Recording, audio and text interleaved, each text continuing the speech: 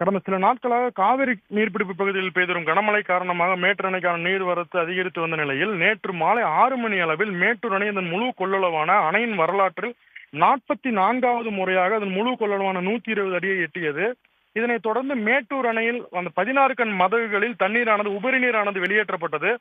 இதனை சுற்றுலாத்துறை அமைச்சர் ராஜேந்திரன் அவர்கள் திறந்து வைத்தார்.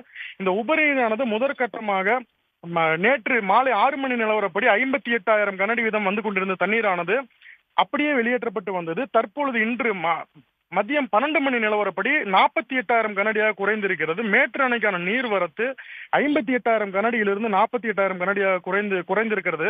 இதனால் மேட்டூர் அணையிலிருந்து 22,000 கனஅடி வீதம் 16 கண் மதகு வழியாக வெளியேற்றப்பட்டு வரும் நிலையில் 26,000 கனஅடி டெல்டா பாசனத்திற்காக திறந்துவிடப்பட்டு வருகிறது.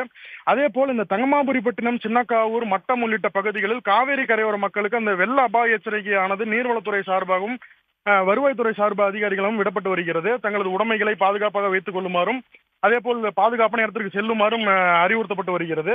மேட்டூர் அணையின் நீர் மட்டம் 120 அடி இருக்கும் பட்சத்தில் மேட்டூர் அணையின் நீர் இருப்பு 93.47 TMC ஆக உள்ளது.